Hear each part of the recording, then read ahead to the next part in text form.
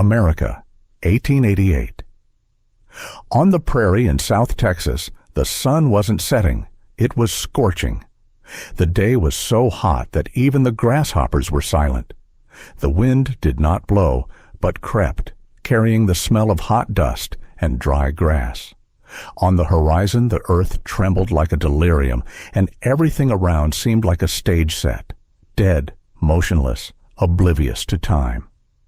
A wagon was moving along the lonely road. It was old, creaky, with a loose axle and worn wheels. The horse walked slowly, as if it sensed that its rider had nowhere to hurry. A woman in a faded black dress and a shabby hat sat on the reins. Her face was tanned, drawn from time and grief. Her name was May Harlow. She had buried her husband 3 years ago, her mother 2 years ago, and a year ago she had had to sell almost everything they had left to buy a piece of dried-up land by the railroad. 2 children rode with her. A boy about 10 years old, Jack, was silent, clinging to the edge of the wagon. His eyes had long since ceased to be childlike. A girl, the youngest, named Lucy, slept curled up under an old blanket. The heat dried her lips even in her sleep. They were returning from a failed attempt to trade the last of their eggs for a sack of flour. The shopkeeper said, "I won't take any more. Everyone has enough chickens." And now they were riding back to their shabby shack, where there was not even a shade at noon. May held the reins without effort. She did not lead the horse, just rode where her hooves went. Her thoughts flowed nowhere. She wasn't dreaming. She was just living. For now. It was in that scorched, halting moment that her gaze caught on something on the side of the road. At first she thought it was the shadow of a cactus. Then, maybe a dead animal. But as the wagon drew closer, May stopped her horse abruptly. There was a man lying on the sand, among the rocks, under the cliff. His body was wrapped in a dusty cloak, his legs unnaturally stretched out, one arm pressed to his side.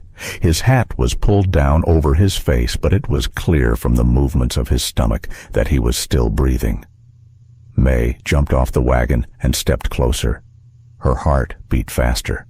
The man was unconscious, the skin on his face sunburned, his lips cracked. There was no flask nearby, no weapon either, only a gold watch on a chain, barely visible under the half-torn vest, and a ring with a dark stone. She called out to Jack. Together they dragged him to the wagon. He was heavy, but not from muscle, from something else. It was as if he carried the whole world inside him. She took off the man's cloak, noticing the deep wounds in his side, and applied a cold compress of water she had in a jug. Jack silently helped his mother, his eyes full of determination and fear at the same time. The silence of the room was interrupted only by the man's quiet breathing and the rustle of the wind outside the windows. May wondered who he was, a rich man, a wanderer, a refugee. Time seemed stretched out as if space itself was shrinking around this small hut. For a moment she noticed the man slowly moving his fingers, a faint movement, a sign of life, but along with it, a shadow of fear and pain that he could not hide. The past seemed to cling to him like the roots of an old tree that would not let go. And now fate had brought them together, a poor widow with 2 children and a mysterious stranger whose secret could either destroy them or save them. Outside the window it was slowly getting darker, and the dusty roads behind the hut were beginning to blend into the night shadows. But the light of hope, still faint but alive, flared in May's heart. Chapter 3. Shadows of Night and Sparks of Hope. Night descended on the heath like a heavy blanket, swallowing up the last glimmers of the setting sun. The hut seemed to be an island of silence and comfort amidst the vast sea of desert. May sat at the headboard of the man, who was breathing more evenly now, but was still plunged into unconsciousness. His face, haggard and dust-covered, occasionally shuddered as if in a nightmare. Jack tried hard to build a small fire near the door to keep warm and chase away the night's chill. His small hands trembled with fatigue and anxiety, but his eyes shone with determination to help someone who could change their lives. Lucy slept wrapped in an old wool blanket, but even in her sleep, her face seemed pensive and worried. The wind outside was growing stronger, howling between dry branches and coming through gaps in the walls. It brought with it the smells of distant lands and past times, a reminder that this world was a big one, full of mystery and pain. May wondered what fate had brought to this house, a man with a troubled past she hardly knew.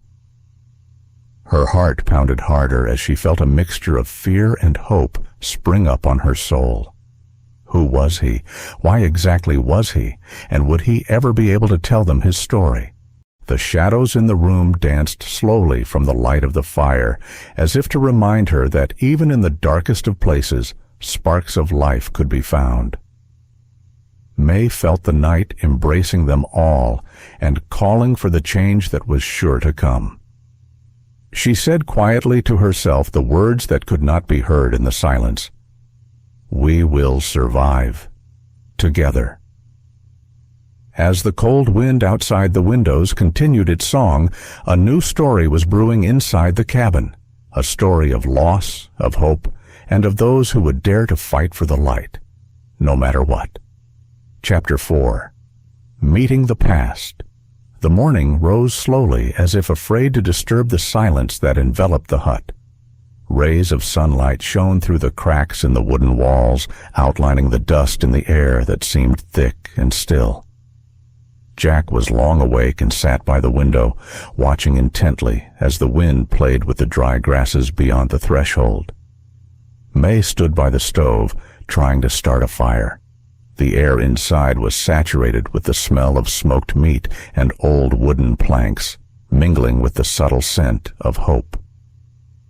The man was still lying on the bed, his face still pale, but his eyes occasionally moved faintly under his closed eyelids. There was a sudden knock at the door, a sharp, insistent knock. May's heart twitched. She hadn't expected visitors. Jack stood at the window, staring warily at the door. May opened it, and a tall man in a dusty cloak, with a hat covering part of his face, appeared on the threshold. His eyes were tired, but some unruly fire burned in them. He held a sack, heavy and filled with the unknown. Without a word, the man stepped inside, as if he had known this place for a long time. He stopped at the bed, looked at the wounded man, and then at May and her children. A shadow of the past flashed in his gaze, memories of losses, of battles, of those left behind. The wind suddenly blew through the open door, whipping dust and dry leaves into the cabin. May felt the tension in the air, as if the earth itself was waiting for a new chapter of their destiny to begin. In that moment, it became clear. This stranger is not just a passerby. He was part of a story that they were not yet ready to understand, but without which they would not be able to live without. Chapter 5. Shadows of the Past. The stranger slowly took off his dusty, long, unwashed hat, exposing his thick, slightly disheveled hair, studded with gray at the temples and lopsided temples.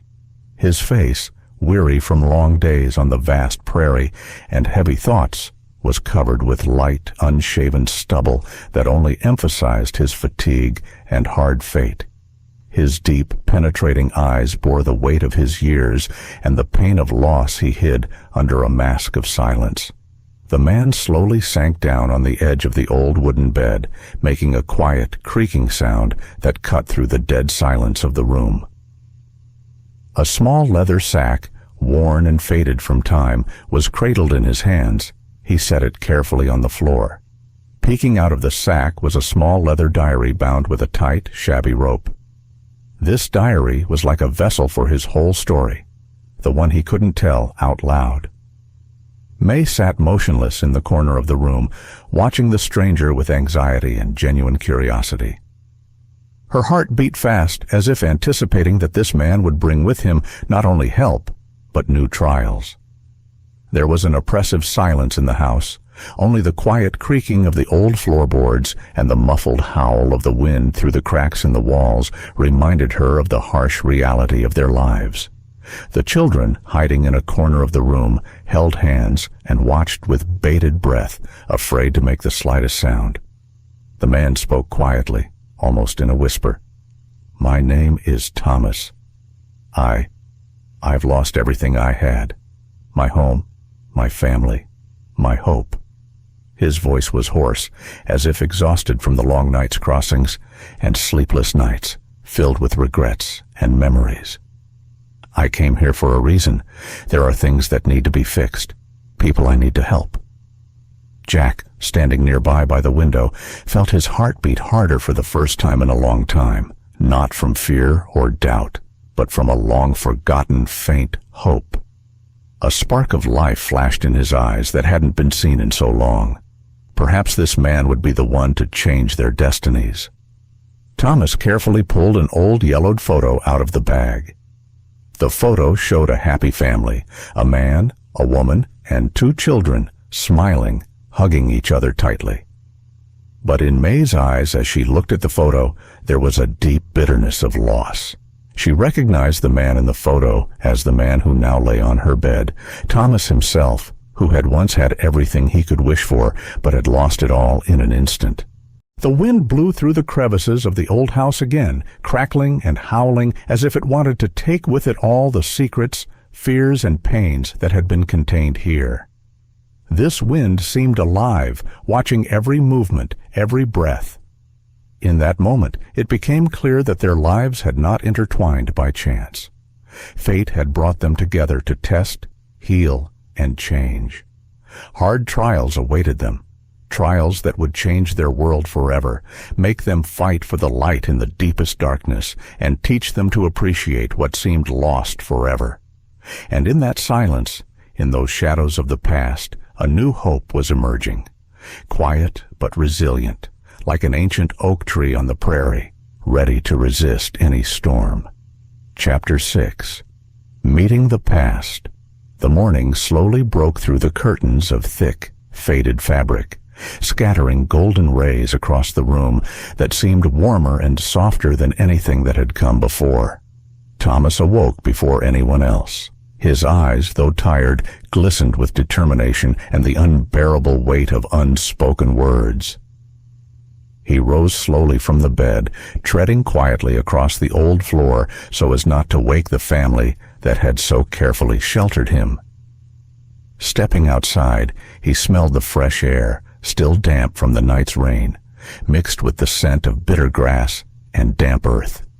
In the distance, beyond the horizon, he could see the railroad, the rails running off into infinity like a thread of memory linking the present to the past. Thomas stared there for a long time as if trying to grasp the answer that only the road could give.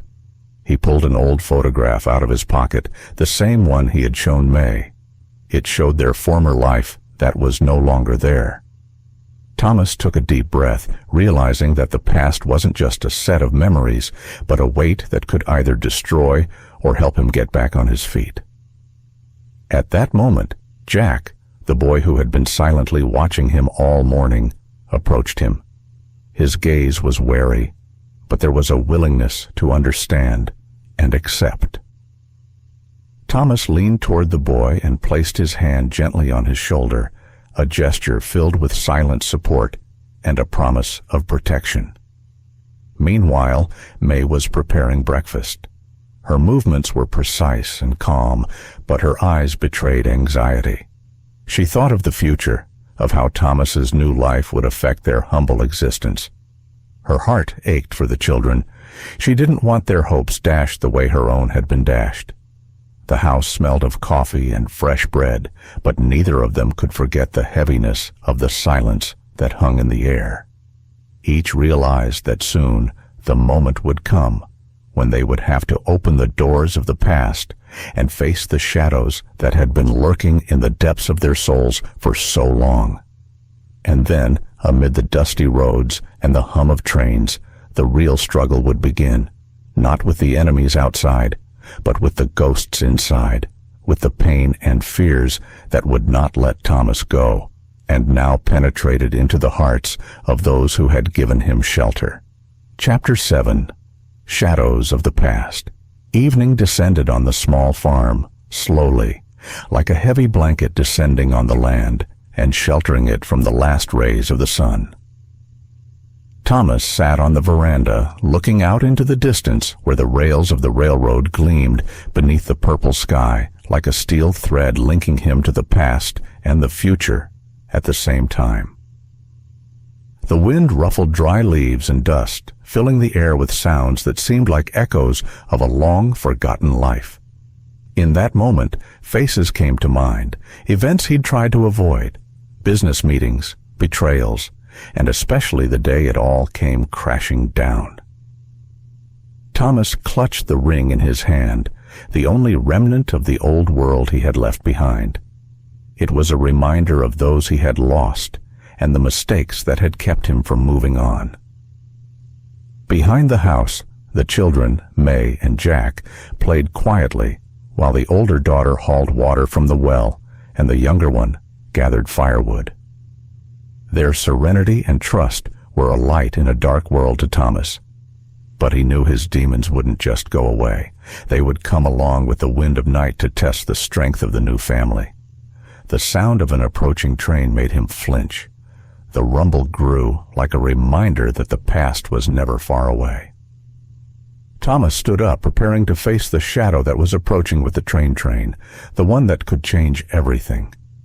May, sensing the tension in the air, approached him without a word, placing a hand on his shoulder. Their gazes met, a silent acknowledgement that there was more than survival ahead of them. In that silence, filled with the sounds of the night, Thomas realized, to save himself and those he loved, he would have to open his soul and give the past a place in the present. And only then would it be possible to move on without looking back. Chapter 8. Meeting at Dawn. The dawn was soft and pale, like a gentle touch after a long night of pain and memories. Thomas awoke to the sound of footsteps on the gravel driveway by the fence. He stepped out onto the porch, leaning against an old wooden post. In the distance stood a figure, a stranger, dressed in a long, dusty coat, with a wide-brimmed hat hiding his face. Only his eyes, glittering with coldness and fatigue, gave away a man who had been through a lot. Thomas felt his heart beat faster. He wasn't expecting visitors, especially ones like this wanderer, but something in his gait, in the way he lowered his gaze to the ground as if hiding pain and secrets, made Thomas hold his breath. The stranger approached, slowly, as if testing every movement, every word. Without greeting or question, he handed Thomas a sealed envelope, leather-bound, worn, and creased. Thomas took it carefully, as if it were a fragile thread of hope. When the stranger turned and disappeared as suddenly as he had appeared, Thomas felt the envelope heavy in his hands.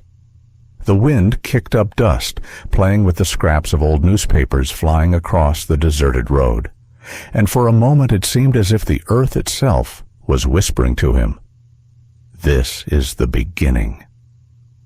At home, May was already awake. She stood at the window, watching the stranger walk away, sensing the coming changes that would shake their little world. Thomas closed his eyes, gathering all his courage to open the envelope. His fingers trembled, but he knew, hidden inside was the key to a new life, or to a danger that would be impossible to escape. The sound of the train pulling away in the distance sounded like the thud of a heartbeat, reminding him that there was no turning back, only forward, towards the unknown, where every step could be the last or the first step towards freedom. Chapter 9. Secrets of the Past. Thomas sat in the semi-darkness for a long time, unfolding an envelope.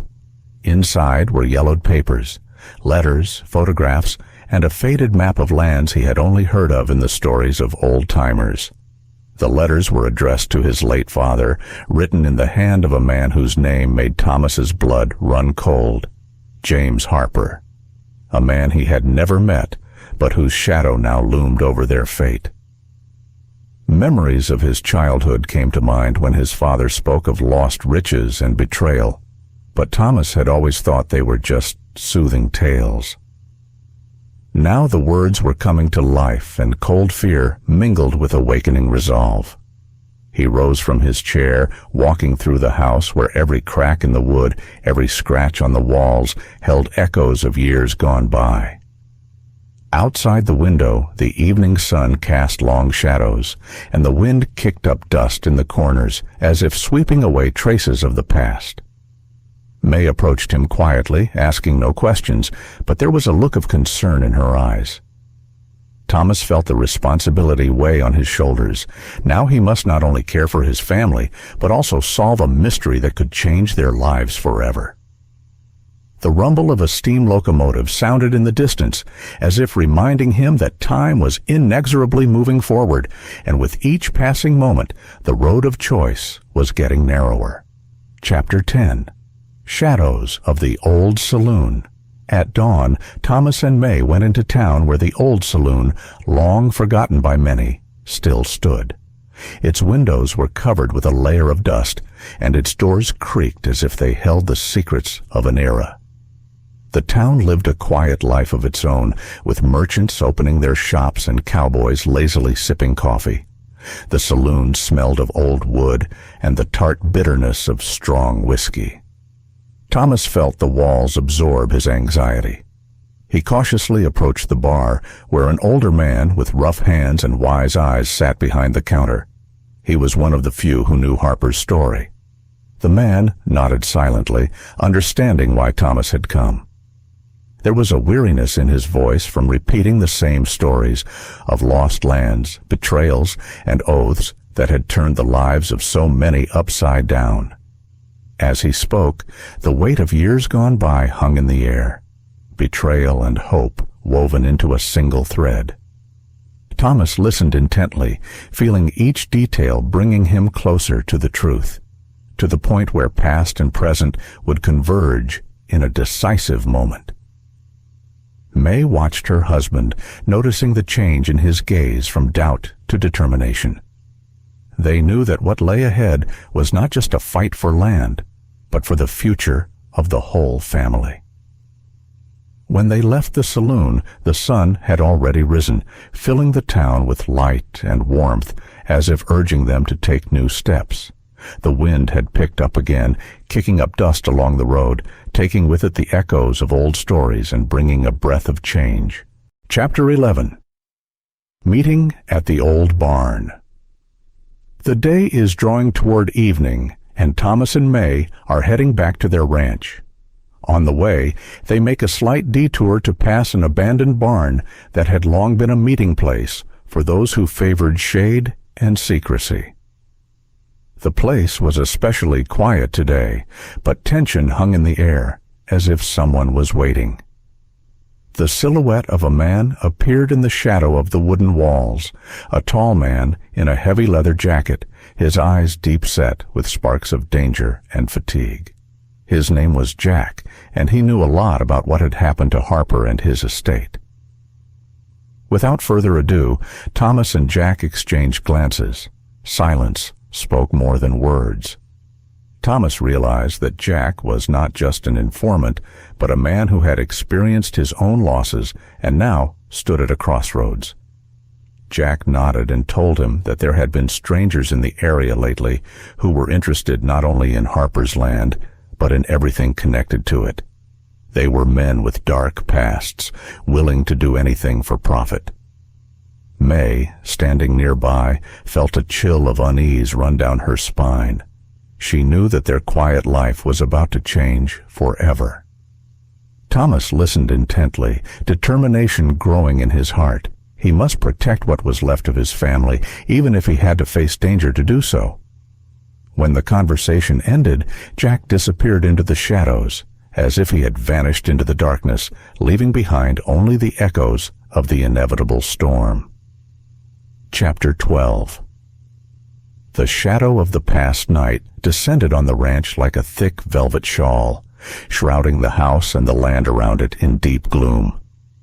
The moon, hidden by sparse clouds, only occasionally cast a pale light on the sun-scorched earth and the old, cracked boards of the house.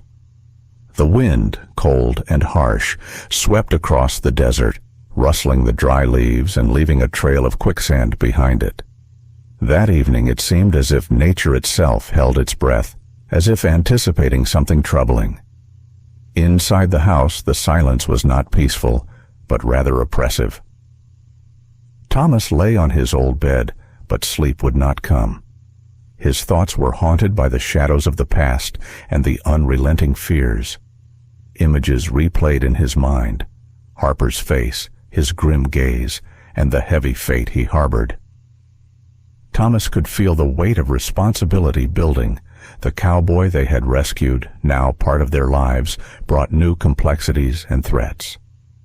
In the corner of the room, May slept softly, holding her young son in her arms. Her face was tired, but a quiet determination burned in it. She knew that the days ahead would not be easy, and that peace was a luxury that would have to be fought for. Meanwhile, outside the walls of the house, the night seemed alive.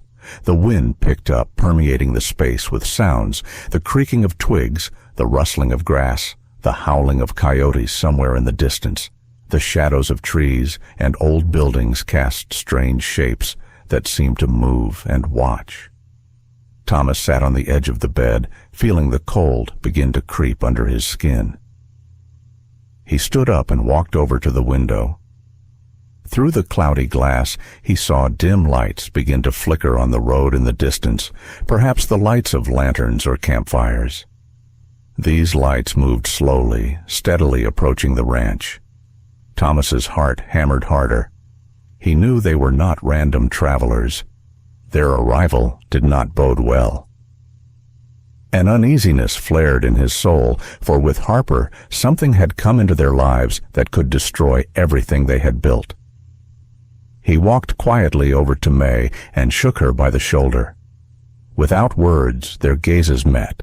A silent agreement passed between them. They were ready to face danger together. Chapter 13. Meeting the Ghosts. The morning slowly crept across the horizon, coloring the sky in warm shades of orange and pink.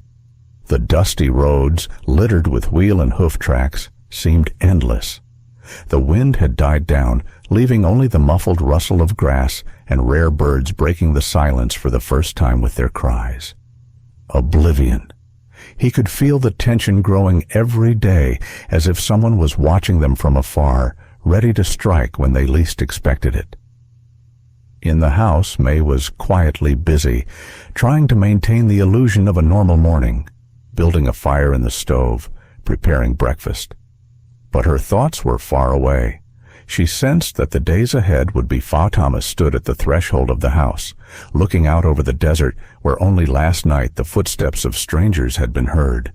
His face was serious, his eyes full of heavy thoughts. In his heart, he realized that these people were not just random travelers.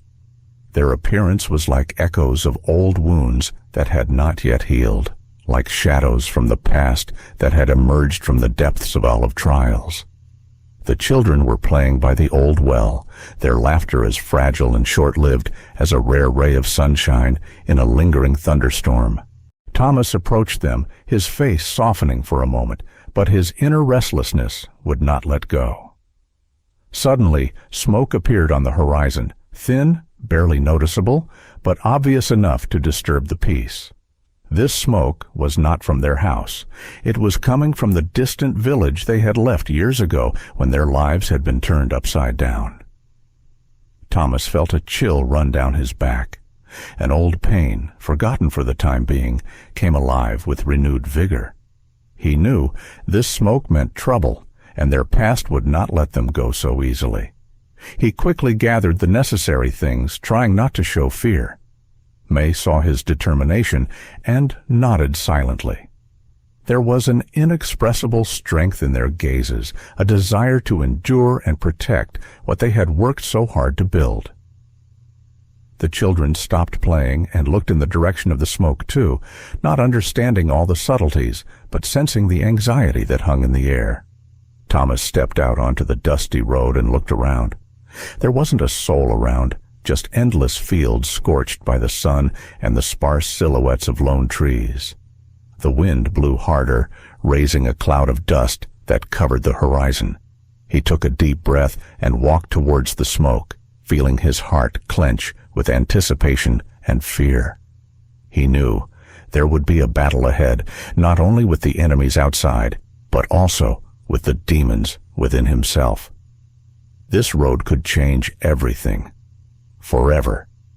Outside, footsteps drew closer and closer, raising puffs of dust on the dry ground. Thomas slowly picked up the rifle that Harper had left them on the first day. It was old, but well kept, a faithful reminder of struggle and survival. May stood beside it, her eyes glittering in the dim light of the lamp. She put on her old hat and walked slowly to the door, muffling every sound so as not to frighten those approaching. The wind died down as if listening, and a tension hung in the air, a fine line between fear and courage. Outside the house, figures flickered in the darkness. They were several people who didn't look like good neighbors. Their faces were hidden under wide-brimmed hats, and their gait was firm and confident. Thomas and May braced themselves for what could be their final battle. Their hearts beat in unison as fear gave way to determination. A few minutes seemed like an eternity. Then the doors of the house opened and cold air rushed in, bringing with it the smells of smoke and dust. The figures stopped at the porch, and the silence was finally broken. First by quiet, wary voices, then by sharp orders and threatening words that Thomas couldn't hear but understood by the tone.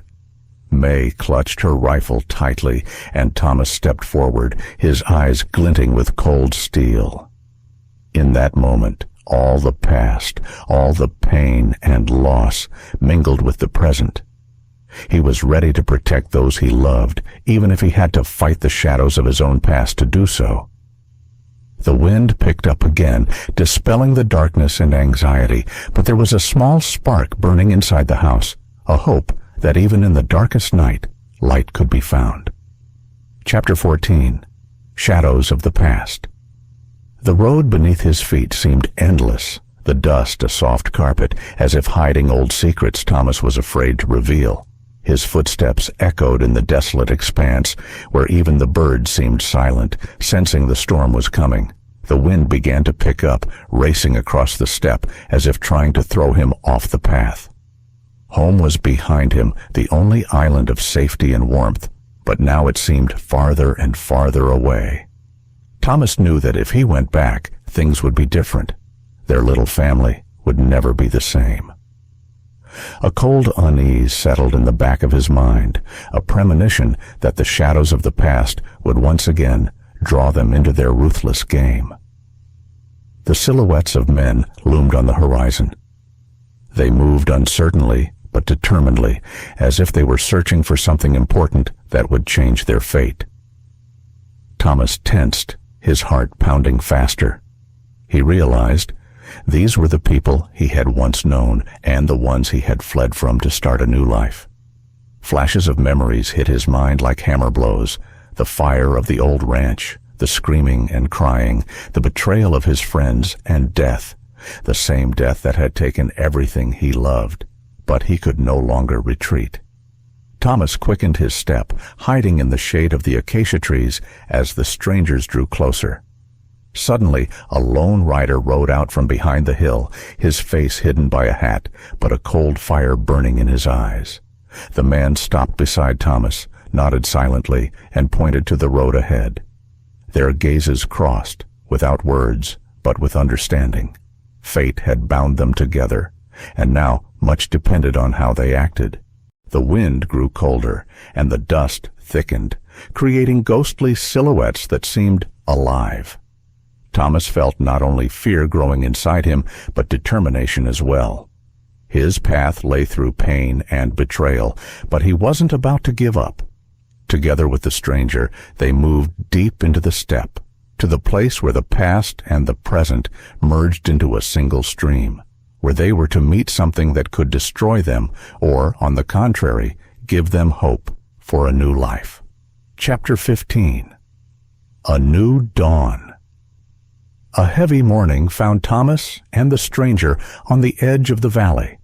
The sun was slowly rising above the horizon, casting a soft golden light over the dusty roads and cracked earth. The wind had died down, leaving behind only the barely audible rustle of grass. The silence seemed almost palpable, as if nature itself were holding its breath before the decisive denouement. Thomas could feel the fatigue pressing on every muscle, but inside, an unquenchable flame burned, a flame of hope and determination to change his destiny. He could not allow himself to stop now, when the goal was so close. They descended slowly into the valley, where the remains of an old abandoned ranch house hid between sparse bushes. The house stood empty and dilapidated, but it still held signs of life. Broken chairs, burned boards, forgotten things, reminding them of a past that was not yet gone. Thomas stopped and thought. His family had once been here, his happiness, and now he had a decision to make, to try to build a new life or to finally let go of everything that had been. The stranger silently approached him and placed a hand on his shoulder. In that simple gesture was the support and understanding Thomas had been waiting for. His companion's gaze said without words, "You are not alone." The first rays of sunlight flashed on the horizon, coloring the sky pink and orange. It was a sign of a new beginning, a new hope that blossomed even in the most tortured land. Thomas inhaled deeply, smelling the scent of freshness and change. The dust and pain were behind him. Ahead was a life he could build anew. He knew the journey would be difficult, but now he was not alone. With the dawn came the realization that the darkest nights are replaced by light, and even in the desert you can find an oasis of hope.